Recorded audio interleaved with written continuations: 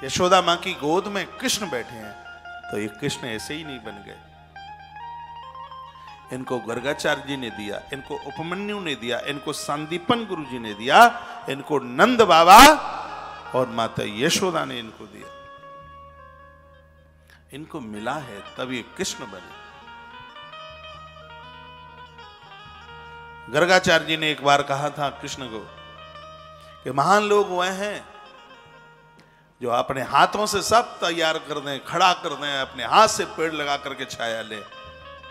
इसलिए इन्होंने मथुरा का राज्य नहीं लिया, इसलिए नंद बाबा की संपदा नहीं ली इन्होंने सागर के टापू के ऊपर द्वारका बना करके तैयार करी। इस मृत्यु लोक में द्वारका जैसा नगर फिर द्वारा बन नहीं पाया, ऐसी श्री द्वारका थी। द्वारका दुश्मन के समय पर पूरी पानी में डूब जाती थी। द्वारका में कोई दरवाजा नहीं होता था, दुश्मन चक्कर लगा करके चले जाते थे कि पुरी में अंदर घुसें कैसे। वो मंत्र कृष्ण के पास में था, एक ही दरवाजा था द्वारका में, और वह दरवाजा कृष्ण की तालियों से खुलता था। कंप्यूटर में आज फिंगर लिया जाता है, ये फिंगर तो बहुत बहुत प्राचीन है। कृष्ण के अंगूठे से दरवाजा खुलता था। वो श्री द्वारका का विश्वकर्मा जी ने जिसका निर्माण, द्वारका की छतों के ऊपर सड़क थी।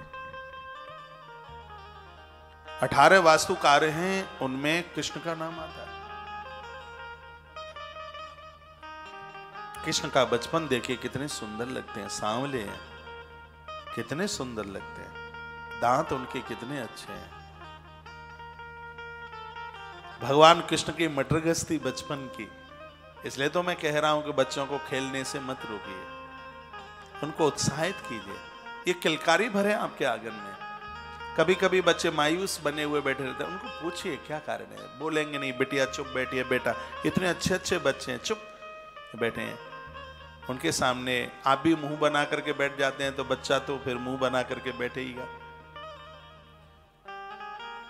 यदि पुरुष वर्ग मेरी बात सुन रहा होगा, मैं आग्रह पूर्वक निवेदन करूंगा, बच्चों के सामने गाली गलौज जैसी भाषा का प्रयोग न करें। उनके अंदर कभी बात आती है कि ये पापा कैसे बोलते हैं, ये मम्मी कैसे बोलती है, और इतनी बेखुदी, इतनी भद्दी गालियां बच्चों के सामने ये माता पिता आपस में प्रयोग करते हैं। इससे बच्चों के ऊपर बहुत गलत प्रभाव पड़ता है। ये बिल्कुल ठीक नहीं है। ये बच्चों के उत्कर्ष में बाध्य है। ठीक ना लग रहा हो तो चैप्टर बदल दूं, एक गैर ही लगाना है मुझे बस।